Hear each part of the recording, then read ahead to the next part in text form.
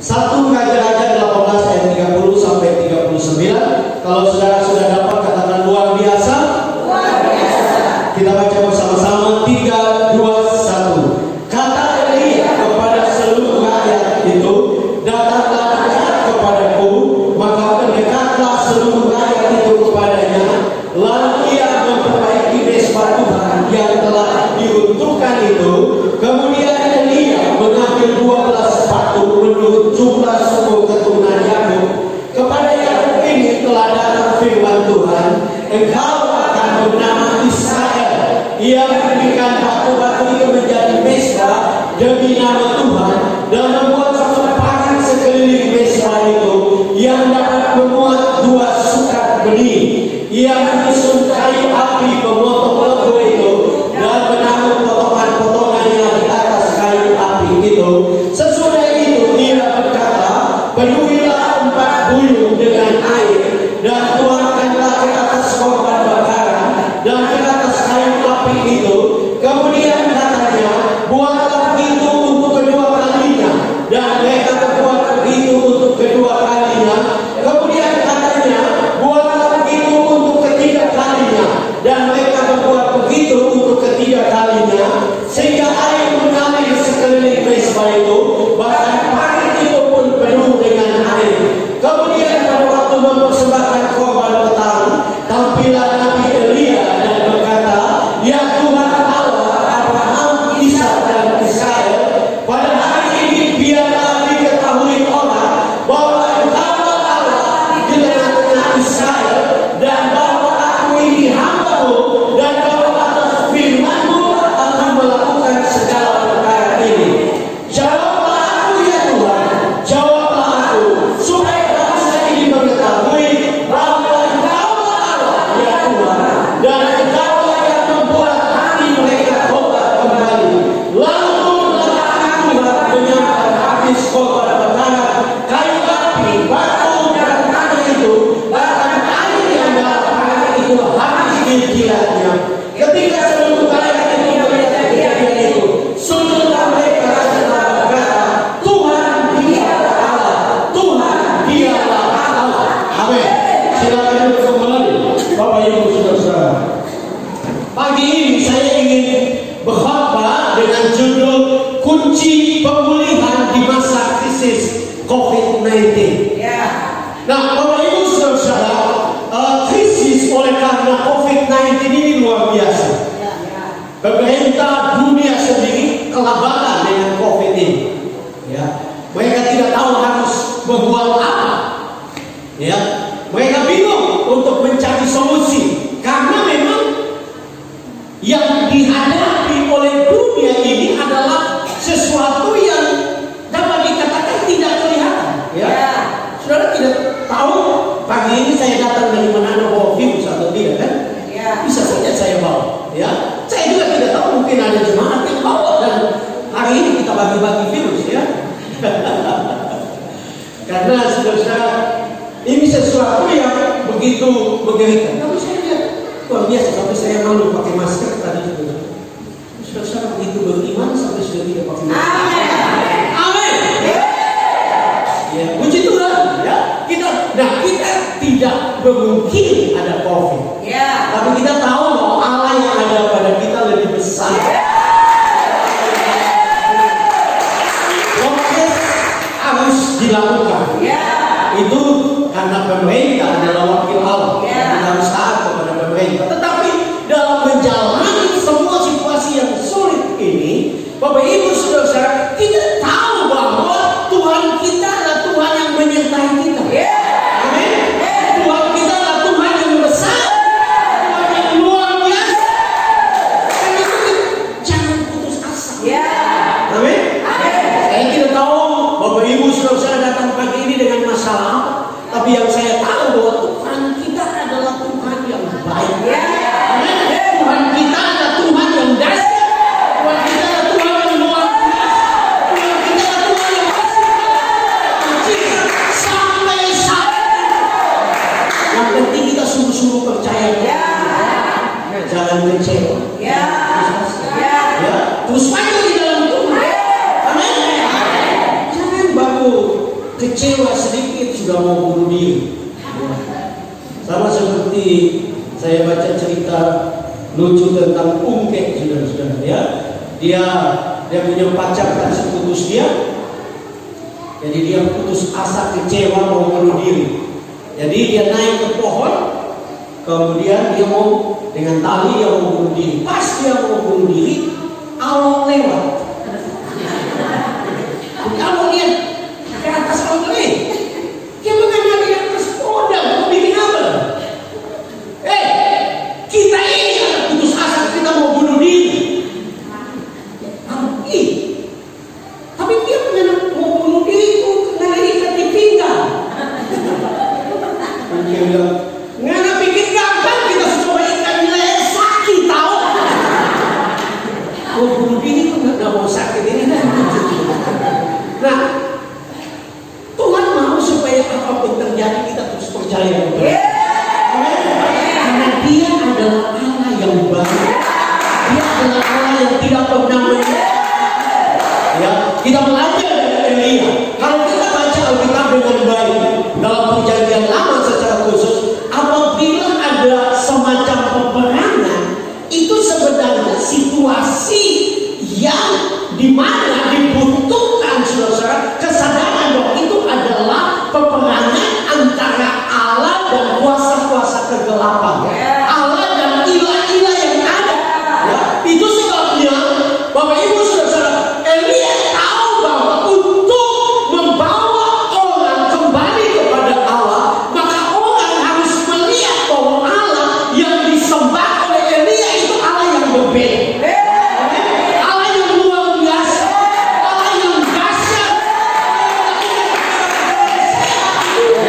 Itu sebabnya di sini kalau kita baca ayat-ayat sebelum terjadi adu kekuatan antara nabi-nabi Baal dan Elia yang dapat dikatakan dia berkata dia seorang diri, tapi dia mau berdiri untuk menunjukkan bahwa Allah yang dia sembah adalah Allah yang luar biasa, Allah yang Allah yang dasar. Dan Allah juga mau menunjukkan kepada kita di dunia. Inilah penggenapan dari apa yang Paulus katakan di Efesus 6 tentang kita sedang berperang. Kalau saudara tidak kuat, saudara akan kalah, saudara akan kecewa, saudara akan bisa mundur dari Tuhan, saudara bisa meninggalkan Tuhan. Tapi kalau saudara makin dekat dengan Tuhan, maka kamu akan melihat hal-hal yang luar biasa. Karena Dia adalah Allah yang besar. Ada satu ungkapan yang luar biasa yang saya pernah baca, dikatakan bahwa kalau saudara mencari dunia, saudara akan kehilangan Tuhan. Nanti dalam situasi seperti ini, kalau saudara sibuk untuk hanya mencari uang, mencari yang lain, saudara bisa kehilangan Tuhan. Tetapi di dalam kata-kata hikmat itu dikatakan kalau saudara mencari Tuhan sungguh-sungguh, saudara akan mendapatkan segala sesuatu.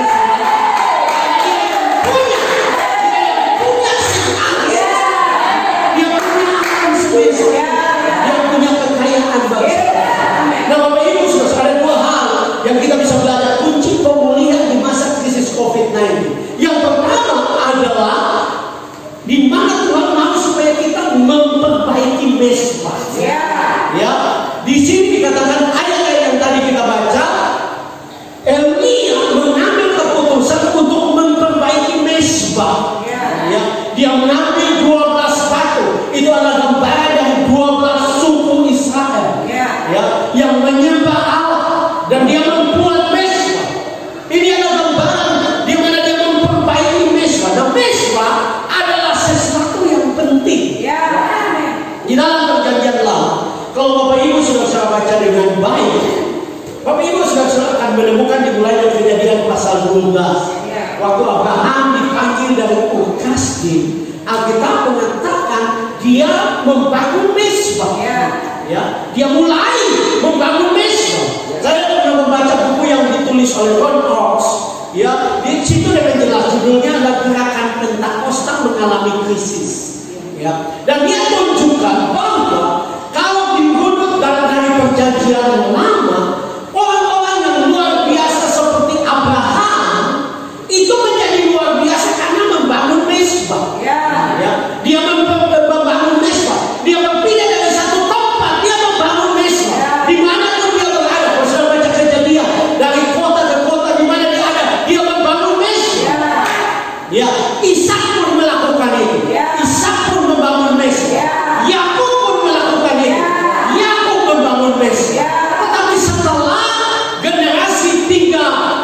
bapak patriark ini, Bapak Ibu Saudara-saudara, kita jarang menemukan, sekalipun akhirnya mesbah dibangun di Bait Allah, ya, di kemah suci juga ada mesbah. Tetapi ini satu pelajaran yang penting. Kalau Abraham bisa menjadi orang yang luar biasa karena membangun mesbah, Ishak menjadi orang yang luar biasa karena membangun mesbah, Yakub menjadi luar biasa karena membangun mesbah, saya percaya kita pun harus belajar untuk membangun mesbah. Amin. Tidak mungkin Bapak Ibu Saudara berkata, iya kan? Tapi ini perjanjian lama, sekarang kita tidak membangun mesbah. Mesbah itu bukanlah masalah bentuk satu tempat. Mesbah itu bicara tentang satu persekutuan, satu pertemuan dengan Allah, satu keintiman dengan Allah, satu kedekatan dengan Allah. Nah, mesbah itu sebenarnya adalah kunci dan satu kehidupan yang luar biasa. Amin. Seringkali kita dapat dikatakan membangun mesbah hanya pada hari Minggu pagi. Ya, kita hanya datang ke gereja baru bangun mesbah. Harusnya Tuhan mau, saya percaya COVID, nah ini mengizinkan ini, Tuhan izinkan ini supaya saya dan saudara sadar bahwa betapa pentingnya membangun mesbah. Mesbah keluarga. Beberapa waktu yang lalu kita semua dilarang untuk beribadah. Orang mengapa? Kenapa mesti larang ibadah? Ibadah penting. Saya percaya larangan itu baik juga untuk mengingatkan kita bahwa persekutuan yang sebenarnya adalah persekutuan pribadi kita dengan Tuhan.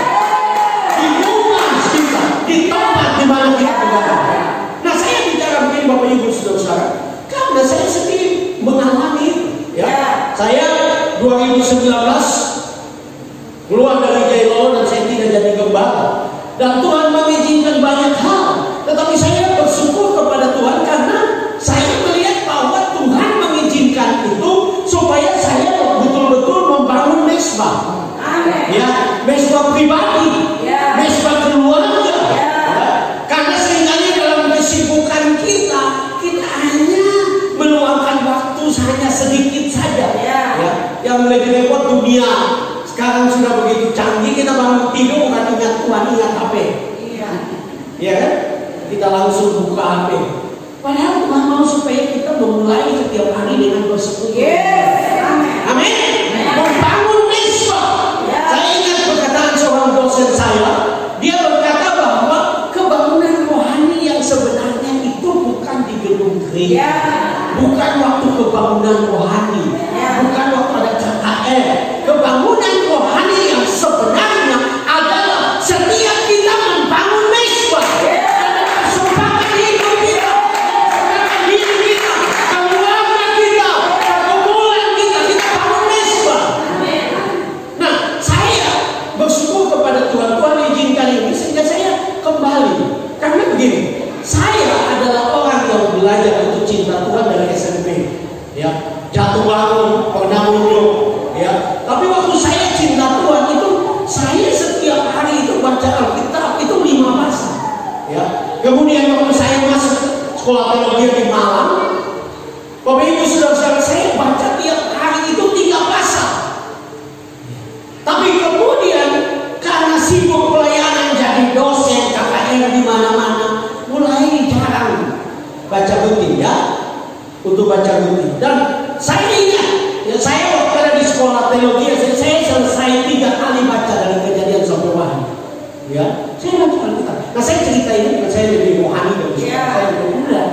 Tapi bagaimana kita membangun keintiman, ya, persekutuan dengan Tuhan, keintiman saya dan saudara dengan Tuhan. Kemudian saya mengambil keputusan di dalam keluarga maupun pribadi. Setiap pagi, saudara, saya doa 1 jam.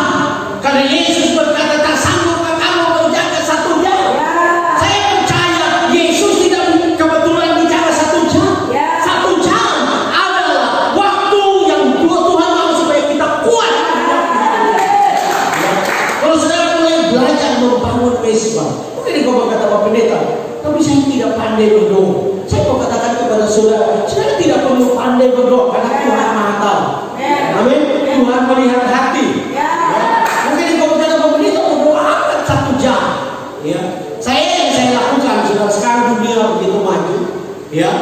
Saya tiap pagi saya cari atau malam sebelumnya saya cari ada pujian penyembahan live satu gereja. Ada yang pujian penyembahan yang bagus sekali yang saya suka pakai, ada Voice of Worship. Itu 1 jam penyembahan. Ya. Kemudian saya putar, saudara, kemudian saya putar, saya pakai speaker kecil dan kemudian saya jalan. Ya. Karena saya sudah 53 tahun, ya, sudah tua. Ya. Nah, saya pernah baca, kenapa saya lakukan itu? Karena saya merasa bahwa ada hal yang menguntungkan. Yang pertama, kalau saya dengan pujian penyembahan, kemudian saya doa sambil jalan, saya lebih fokus daripada saya duduk. Hilang, ya. Nanti hilang susah jam, tapi yang 50 menit itu hilang, ya. Tapi kalau saya jalan, saya lebih fokus. Yang kedua adalah saya mendapatkan keuntungan, yaitu saya sehat. Karena ya saya baca artikel di Inggris, kalau saudara jalan 1 hari setengah jam, ya, jalan setengah jam, saudara tidak akan kena jantung dan kena stroke. Saya bilang, wow, saya tidak mau jantung dan stroke. Ya, karena 2 penyakit itu menyulitkan sekali. Ya, menyulitkan kita kalau kita kena penyakit itu. Nah, kembali, Tuhan mau supaya kita bangun besok. Ya, amin. Kita harus mulai bangun besok. Yes. Ini bukan masalah rohani atau tidak. Ya. Ini bukan masalah saudara gembala, majelis atau jemaah, ya, atau pelayan. Ya. Ini bicara tentang persekutuan kita, keintiman kita. Kalau kita intim dengan Tuhan, apapun tantangannya kita kuat. Yeah. Kalau kita dekat dengan Tuhan, kita ada mesbah Tuhan, kita baca firman, bukan saja waktu gereja kalau kita baca, kita akan kuat. Yeah. Kenapa? Karena satu-satunya senjata kita melawan iblis, Paulus berkata itu hanya satunya, itu pedang roh. Yeah. Pedang roh, yaitu firman Allah. Nah, Tuhan mau saudara tahu firman. Kenapa? Iblis suka pakai firman. Ya. Itu sebabnya kita harus tahu firman. Kita harus tahu firman Tuhan. Sehingga kita kuat. Kalau itu tahu firman Tuhan, contoh. Kalau itu kekurangan, dan itu tahu firman Tuhan, Allahku akan memenuhi segala keperluan. Kekayaan keperluan.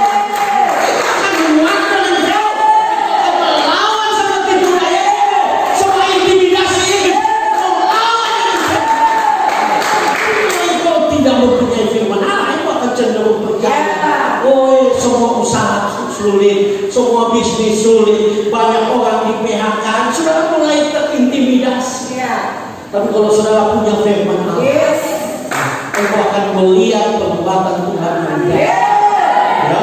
Karena dalam situasi apapun, dalam krisis, kalau saudara jalan dengan firman, saudara akan lihat mujizat. Itu yang terjadi dengan Isa. Ya, terjadi dengan Isa. Bagaimana dia ada di Kanaan dan terjadi kekeringan, kelaparan. Dan Allah menyuruh dia sebenarnya mau ke Mesir, tapi Tuhan bilang tinggallah di Filistin. Dan kita mengatakan bahwa Isa mulai menabur. Nah, saudara harus mengerti, ini tidak gampang. Ya. Kenapa? Karena pada zaman dulu itu seorang punya profesi atau pekerjaan itu biasanya cuma satu. Kalau dia peternak, dia hanya bekerja peternak. Ya, dia tidak pernah bekerja pertanian. Ya.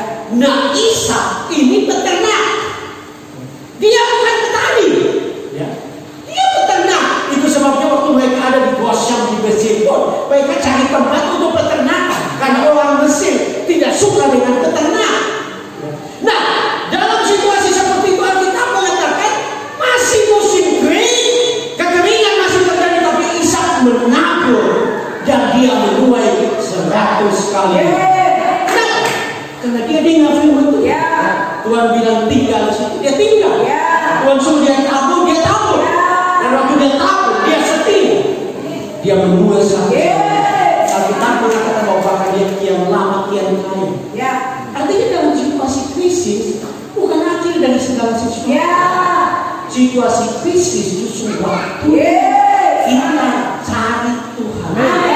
Bangun mesbah, bangun mesbah, berlomba-lomba mencari Tuhan. Saya mau katakan keadaan dunia ini justru menunjukkan bahwa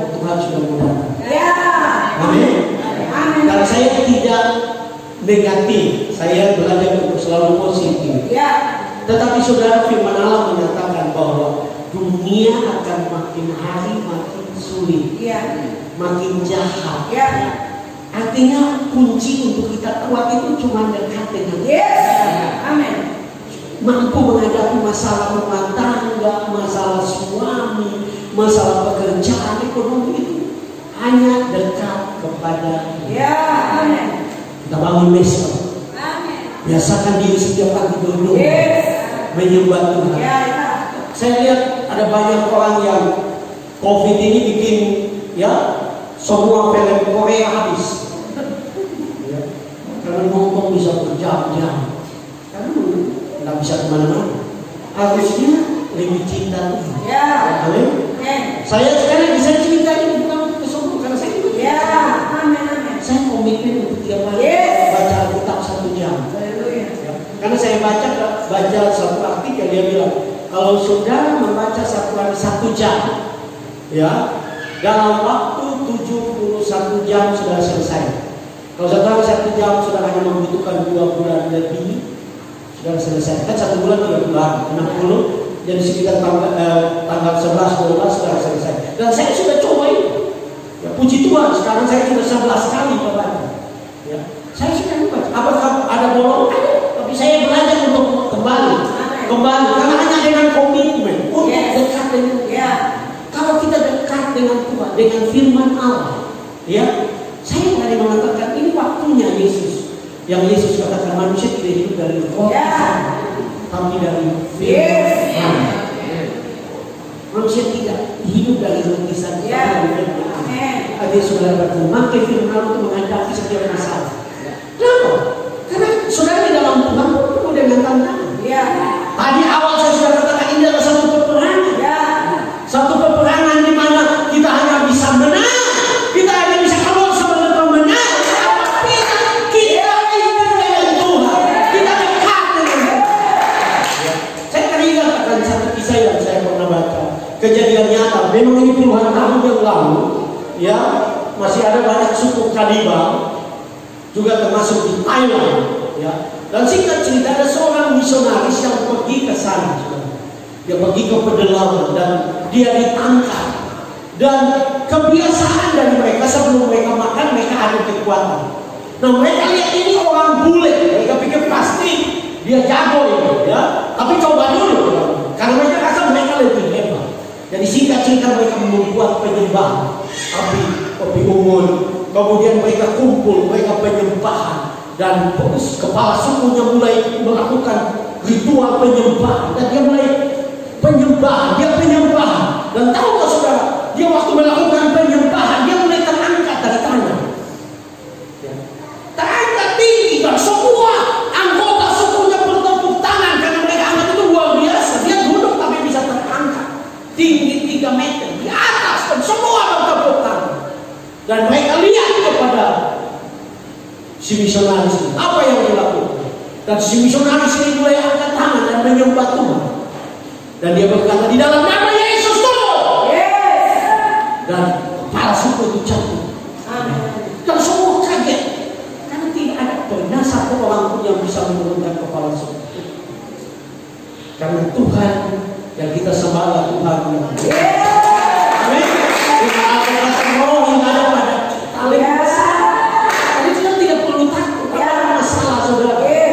Dekat dengan Tuhan, bergantung kepada Tuhan. Maka waktu kita bergantung, kita akan lihat pembelaan Tuhan. Mungkin tidak langsung, karena kalau saudara baca ini, itu pun proses. Membangun mezbah, itu butuh waktu. Menuangkan air di saat kekeringan, itu pun pengorbanan. Artinya untuk membangun mezbah itu tidak gampang. Saya mau katakan kepada saudara tidak biasa berdoa lama itu menjadi masalah. Saudara mungkin pikir berdoa cuma 1 jam saja, kita nonton telenovela saja bisa 3 jam, duduk bakar rota 5 jam. Tapi saudara coba, nanti baru 15 menit sudah pikir sudah 3 jam. Karena nanti kenapa? Di situ perlu pengorbanan. Tapi kalau sudah membiasakan diri, sudah mulai membangun kebiasaan. itu yang Tuhan mau. Saya dan saudara lebih intim dengan Tuhan. Kita kuat. Kalaupun apa yang digambarkan oleh para ahli bahwa ada varian baru dari COVID-19 akan muncul yang lebih ganas, lebih apapun, ya bahkan ada prediksi ada gelombang ketiga pada bulan Desember, gelombang ketiga ke angka kelima. Kalau saudara dekat dengan Tuhan, saudara akan kuat. Amin. Mazmur berkata, hanya berkata Allah saja, aku tenang, daripadanya datang pertolongan. Artinya kalau kita dekat dengan Tuhan, kita tidak perlu takut. Amin. Kita kuat. Yang kedua, ya, kunci pemulihan di masa krisis COVID-19, Bapak Ibu Saudara, adalah apabila kita membangun misbah, maka Tuhan akan merespon dan ya, Tuhan akan merespon saya dan saudara apabila kita mulai membangun misbah. Kita perhatikan Bapak Ibu Saudara dengan jelas bahwa waktu mereka mulai membangun mesbah dan berseru kepada Tuhan, maka Tuhan mulai melakukan mujizat. Amin. Tuhan mulai melakukan pembelaan. Tuhan merespon. Dan ayat 24 ya sebelumnya yang kita tadi kita tidak baca, Elia berkata Allah yang merespon dengan api, dialah Allah. Dan semua orang Israel setuju. Ya. Kenapa? Karena ini penting. Ini sesuatu yang penting dalam hidup Kristen. Karena orang Kristen itu bukan sekedar bicara ritual agama. Orang Kristen itu bicara tentang pertunjukan kuasa Tuhan, pertunjukan kuasa Allah. Bagaimana Allah merespon hidup kita, pandangan kita, pergumulan kita, masalah kita. Allah merespon. Nah, kuncinya adalah kita kembali kepada Tuhan, membangun mesbah dan biarkan Dia merespon. Biarkan Dia merespon. Dan Alkitab mengatakan waktu Tuhan merespon luar biasa.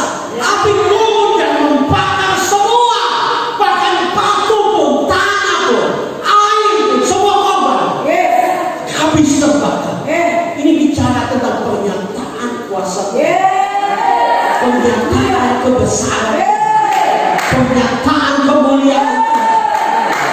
Karena kalau saudara sungguh-sungguh dengan Tuhan, saudara akan lihat perbuatan Tuhan. Saya tidak tahu kenapa, tapi Tuhan sedang mengatakan satu kisah. Ada seorang ibu yang suaminya selingkuh, dimarahi, ditegur, tidak boleh, dinasihati pendeta tidak mau. Suaminya terus bohong. Ya, dan apa yang terjadi? Ibu ini mulai ambil doa puasa.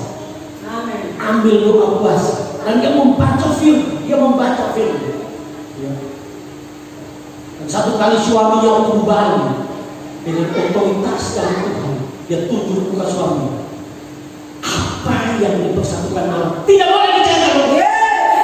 Dan sudah tahu kuasa Tuhan turun, suaminya jadi pucat. Sejak hari itu suaminya bertobat. Amin. Karena kalau kita dekat dengan Tuhan ada kuasa. Kuasa itu bukan milik pendeta. Di mana Allah berkata, Yesus berkata tanda-tanda ini akan menyertai orang percaya. Saudara orang percaya? Saudara orang percaya?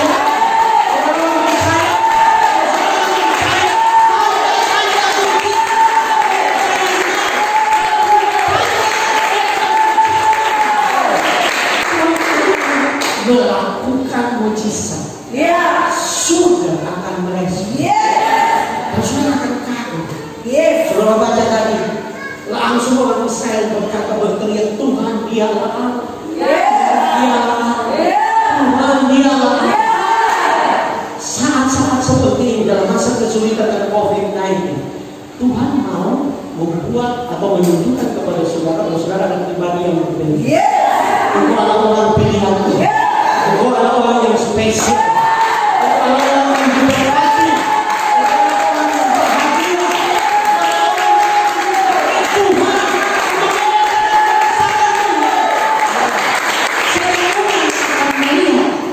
Oh, ada Tuhan yang dahsyat dalam hidup. Karena ada tanda-tanda milik Tuhan. Kepunyaan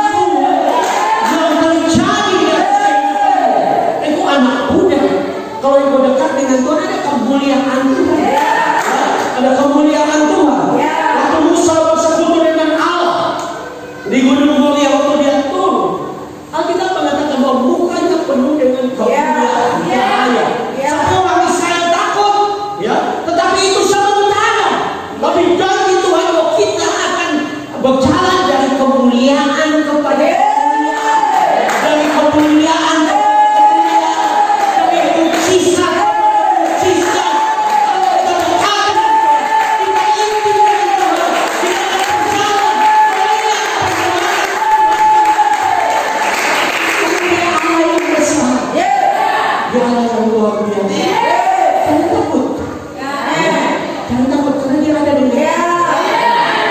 Percaya dia ada di sini. Di sini saudara. Dia tahu masalah. Dia meminta yang kembali.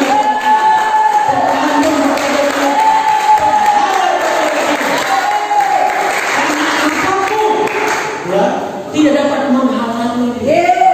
Yang penting kau percaya. Surga akan mungkin sebenarnya tambahan yang kita hadapi tidak terlalu dalam tanda kutip.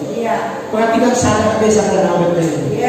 Tanggungannya adalah nyawa. Mereka dilemparkan di perapian yang menyala-nyala. Tapi kenapa? Karena mereka percaya kepada Tuhan. Mereka dekat dengan Tuhan. Mereka intim dengan Tuhan. Mereka tidak perlu takut. Sekalipun dilemparkan ke perapian yang menyala,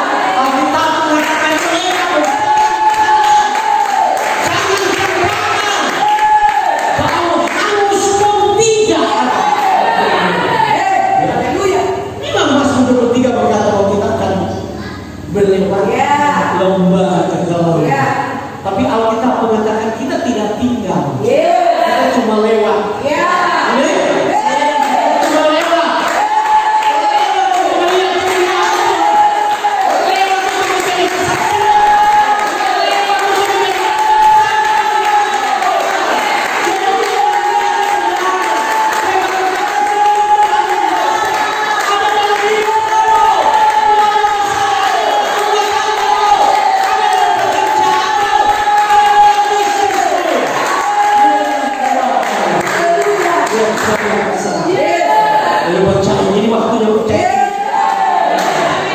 Saya membaca satu kisah nyata terjadi cukup lama, ya, dapat dikatakan 1000-an tahun yang lalu, pada abad ke-10, pada tahun 979, ya, saudara-saudara, ada seorang khalifah bernama Al-Mu'izz bin Al-Hafs, ya, khalifah ini menguasai Mesir pada waktu itu. Dan saudara dapat mengerti, orang-orang Kristen itu banyak kesulitan. Nah, kebetulan di Mesir itu ada satu biara yang dipimpin oleh Patrick Abraham Bisara, ya. Nah, itu menjadi semacam sesuatu yang menjadi jalan buat khalifah, ya. Al-Mu'izz bin Al artinya pembela agama Allah, ya. Nah, waktu dia ada di Mesir, dia memerintah Mesir, dia mendengar ada seorang, ya, seorang gubernur yang ketakutan dengan khalifah ini, sehingga dia mu'alaf. Dan waktu dia mu'alaf, dia begitu tidak suka dengan orang Kristen, ya. Dan dia bilang ke khalifah ini, tahu gak kau bahwa di dalam Alkitab orang Kristen itu ada ayat yang mengatakan kalau engkau punya iman sebesar biji sesawi, engkau dapat berkata kepada gunung yang tercampaklah ke dalam laut, dan gunung itu akan tercampak ke dalam laut. Dalam penafsiran kebanyakan kita kan, yaitu kan semacam alegori, ya, semacam lambang gunung itu bicara tentang masalah. Saya setuju dengan itu. Tetapi yang repotnya khalifah ini merasa bahwa mereka orang Kristen harus membuktikan ayat ini, yaitu memindahkan gunung. Dan singkat cerita dia dengan pasukannya, dengan rombongannya datang ke biara di mana Patrick Abraham Bisara ada. Dan dia datang ke sana dan dia berkata, di dalam kitab kalian ada ayat yang mengatakan kalau kau punya iman sebesar biji sawi, dan gue berkata kepada gunung itu tercampaklah dalam laut, dan gunung itu akan tercampak. Saya tidak perlu tercampur ke dalam laut. Saya hanya minta di Mesir itu, di sebelah timur itu ada gunung yang disebut dengan nama gunung itu adalah Gunung Mokatam. Ya, saudara bisa search di internet. Gunung Mokatam itu ada di sebelah timur dari Mesir dan kota Kairo. Nah, waktu Khalifah ini minta supaya mereka pindahkan gunung ini. Ya. Pertama, Patrick Abraham, ya, dia begitu kaget karena dia percaya betul ada ayat itu. Ya. Tapi kan ayat itu bukan untuk kasih pindah-pindah gunung. Ya, Tuhan tidak pernah suruh kita pindah gunung yang betul. Itu apa sih? Ya. Tapi masalahnya ini adalah tantangan. Dan pilihannya cukup sulit. Ya. Yang pertama, kalau gunung itu tidak pindah, mereka harus pindah ke agama sebelah. Ya. Kedua, kalau gunung itu tidak pindah, mereka harus keluar dari Mesir, tinggal dari halangan, tidak boleh di Mesir. Yang ketiga, kalau mereka tidak bisa pindah, mereka akan dibunuh. Jadi pilihannya begitu sulit. Nah, Patrick Abraham dia pulang dan dia kumpulkan semua orang Kristen yang ada di biara di Mesir, di Mesir. Dan mereka mengambil doa puasa 3 hari. Ya, mereka mulai melakukan doa puasa 3 hari. Dan waktu mereka doa puasa, mereka memiliki iman yang luar biasa. Singkat cerita, pada hari keempat mereka pergi berjumpa dengan Khalifah itu dengan pasukan, dengan rombongan. Nah, Khalifah itu ada di sebelah dari gunung sebelah sana dan mereka ada di sini. Dan mereka mulai berdoa kepada Tuhan. Ya, mereka mulai berseru kepada Tuhan. Mereka menggunakan mereka berteriak kepada Tuhan. Ya, di dalam bahasa Yunani itu Kyrie eleison, Kyrie eleison, yang berarti Tuhan kasihanilah kami, Tuhan kasihanilah kami, Tuhan kasihanilah kami, Tuhan kasihani. Mereka terus berteriak kepada Tuhan. Mereka berteriak sampai 400 kali selama 3 jam. Dan waktu mereka berteriak selama 3 jam, Tuhan kasihanilah kami, Tuhan kasihanilah kami. Sesuatu yang dahsyat terjadi. Gunung Mokatam mulai terangkat. Gunung itu mulai terangkat. Dan itu bukan sekedar ilusi, halusinasi. Ya. Tapi mereka bisa lihat cahaya matahari dari bawah gunung itu. Dan tahu saudara, gunung itu mulai bergerak di sebelah timur dari kota Kairo, berpindah ke sebelah barat sepanjang 3 kilometer. Wow, waktu dia melihat, Khalifah itu melihat, dia bilang, wow, stop. Betul-betul Allah, kalian Allah yang hebat, yang luar biasa.